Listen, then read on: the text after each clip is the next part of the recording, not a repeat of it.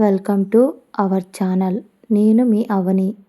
ఇంకా romantic hero కథలోకి వెళ్ళిపోదాం. రిషి వాళ్ళను భోజనానికి పిలిచిన తరువాత వెన్నెల కిచెన్లో వంట చేస్తూ ఏదో ఆలోచిస్తూ ఉంది. వెనక నుంచి వెళ్ళిన హరిణి ఏం చేస్తున్నావే అని అడిగింది. ఒక్కసారిగా ఉలిక్కి పడింది వెన్నెల.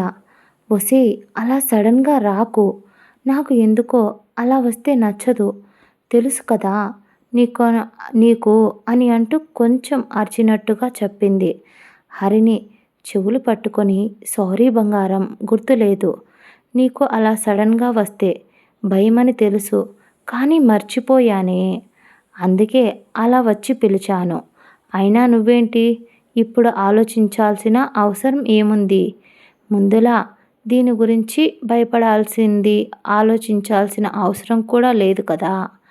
ఇక అంతా నీ ఫ్యూచర్ గురించి ఆలోచించు. నెక్స్ట్ ఏ కాలేజీలో చదవాలి, ఏం చదవాలి, కెరియర్లో ఎక్కడ ఉండాలి, ఇలాంటివన్నీ ఆలోచించు వెన్నెల అని చెప్పింది హరిణి. దానికి వెన్నెల నవ్వుతూ, ఒసేయ్, నేనేదో పెద్ద పెద్ద చదువులు చదువుకొని ఫారిన్లో సెటిల్ అవ్వాలన్న కోరిక ఎప్పుడూ లేదు. అలాగని చదవకుండా కూడా ఉండలేను, ఉండాలి అని కూడా అనుకోవడం లేదు. చదువు మనిషికి అవసరం.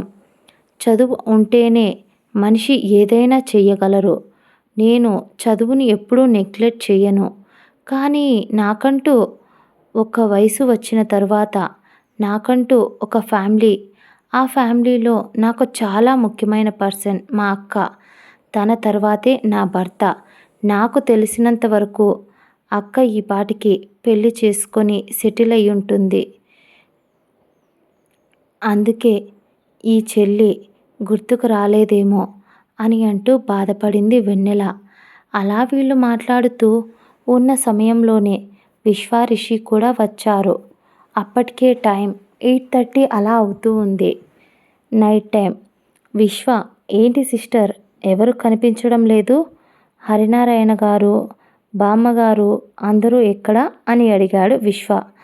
వెన్నెల, ఇది పల్లెటూరు అన్నయ్య, కాబట్టి వాళ్ళు ఎప్పుడో తినేసి పడుకున్నారు అని అంది. తను అన్నయ్య అని పిలవడంతో రిషి, విశ్వ ఇద్దరూ ఆశ్చర్యంగా తన వైపు చూశారు. వెన్నెల్ని అలా చూస్తూ ఉన్నారు.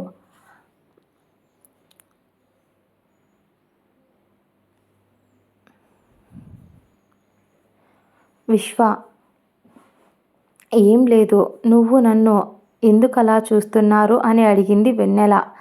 ఏమీ లేదు సిస్టర్, నువ్వు నన్ను అన్నయ్య అని పిలిచావా అని షాకింగ్గా చూశాడు. దానికి వెన్నెల, దీనిలో తప్పేముంది?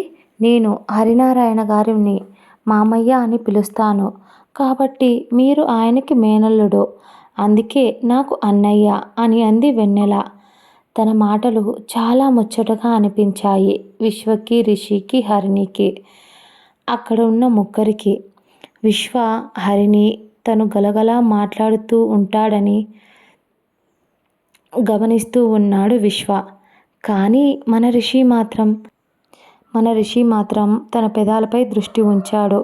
ఇదండి ఇవాళ ఎపిసోడ్. మళ్ళీ నెక్స్ట్ ఎపిసోడ్లో కలుద్దాం. అంతవరకు లైక్ చేసి, షేర్ చేసి, సబ్స్క్రైబ్ చేసుకోండి. And bye bye.